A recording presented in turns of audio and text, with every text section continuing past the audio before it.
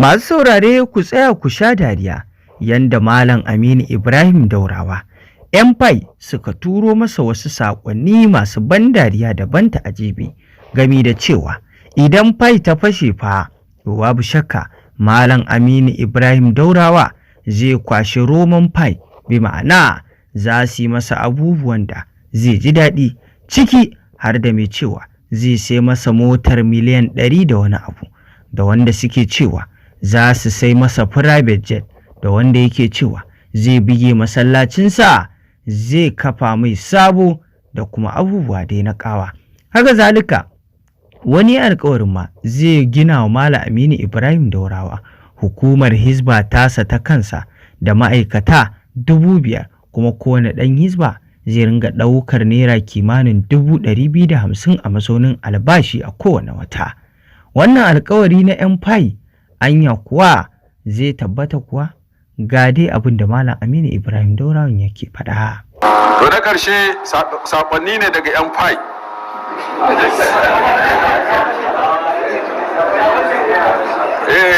Bari gaya muku saƙonnin da 'yan tafashe suka aiko mana. Na'am? Ta kusa fashewa. Akwai alƙawura ne da suka yi mana cewa malam ta kusa fashewa, kuma wani ya ce in ta fashe zai rushe masallacin nan, zai yi mana sabon masallaci. Wani kuma ya ce in ta fashe zai bani miliyan 100.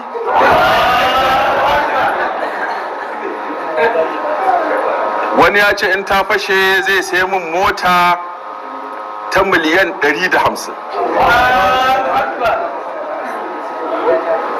Wannan ya ce Allah ya ja kwanan malam, idan ta fashe zan nemo ka.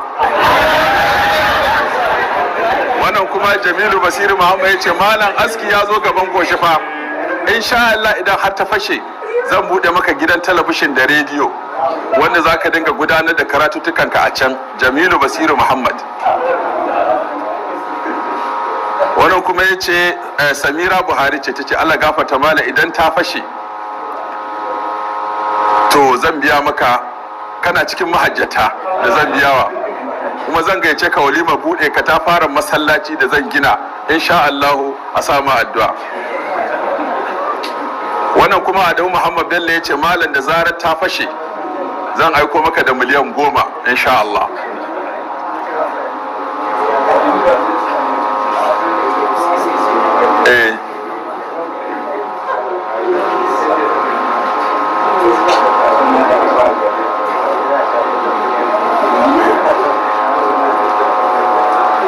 Wannan ya ce sunansa Zaharaddin Elo, ya ce malam kenan za ka sha mamaki, domin kuwa idan ta fashe zan gina maka katafaren masallaci da islamiyya.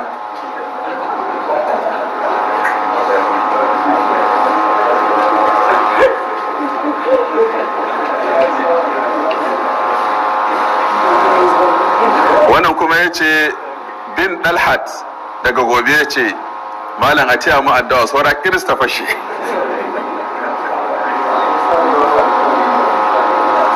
Wannan ya ce in ta fashe za a yi hidindimu malam.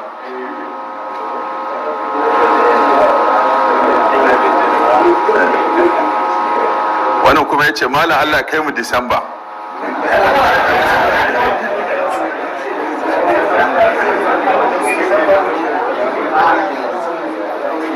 Wannan shi ma Shukura Salim ya ce Allah ƙara malam lafiya, idan ta fashe zan gina masallatai da tallafawa marayu.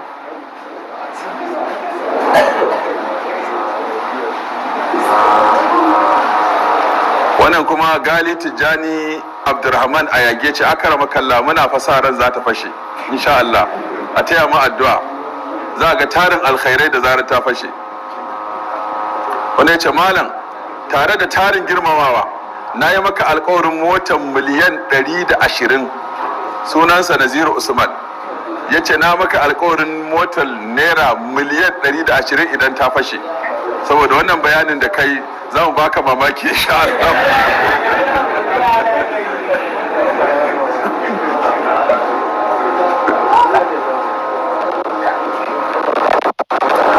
wannan kuma ya ce Muhammad Kadir Kabara ya ce malam idan fayi ta fashe zan ƙara kafa maka sabuwar hukumar Hizba mai ma'aikata kimanin 5,000 za a rika biyan su 250 duk wata.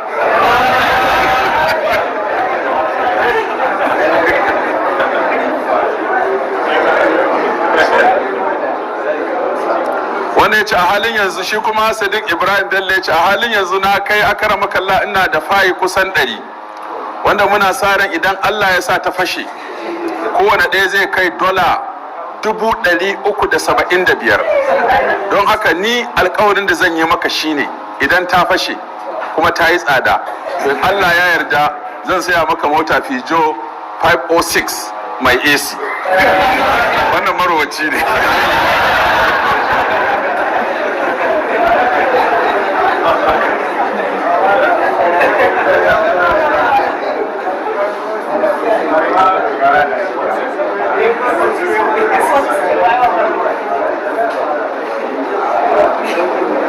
wannan kuma Abubakar Ahmad Umar ya ce malam duk da ta fashe sai na ƙara kai ka Makka da Madina amma ban yi alkawari ba. Allah ƙara lafiya da wadata. to ga su nan dai suna taimun alkawura da haka Salahuddin sai ka buka ɗauki sunayensu da lambobinsu. Hadda mai private jet ko? to kaga ya kamata ne ma yi addu'a ta fashe ko? wato ne da dabara sai sun shigo da ni cikin nema a ziga masu jiran ta fashe. an maka alkawarin private jet da mota ta miliyan 120 har da sabuwar hukumar Hizba mai ma'aikata 5,000 kowane ma'aikacin dan Hizba zai dinga ɗaukar 250 a wata kuma mutum 5,000 kuma ba a sa ranar da Hizba za ta kare ba.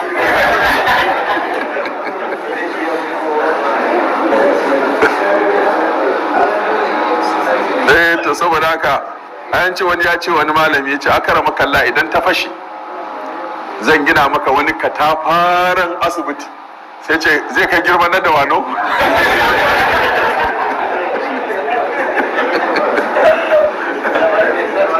da zo haka masu alkawura duk gashi nan mun ganku masu comment sun kai mutum 521 masu sharing sun kai mutum 3,800 masu kuma wanda suka yi likin din wannan sun kai mutum 14,000 duk waɗannan ya alƙawura ne cewa ta fashe kuma sun ce masu sauraron karatu a gaya muku duk za a ja muku umara da hajji ta fashe da haka yanzu ya kamata ni ke nan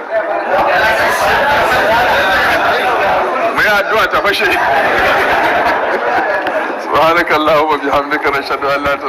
To kamar yadda kuka kalli wannan wato lokaci ne da Malam Aminu Ibrahim Daurawa ya zauna yayin karatu da yake amsa tambayoyin da aka turo masa sai ya ci karo da waɗannan tambayoyi da 'yan fai suka turo masa rukuni iri-iri wanda babu shakka dai a nasu tunanin suna tunanin cewa wannan fai yana dab da fashewa wanda Malam Aminu Ibrahim Daurawa shi kansa wannan tambayoyi nasu sun ba shi matuƙar dariya.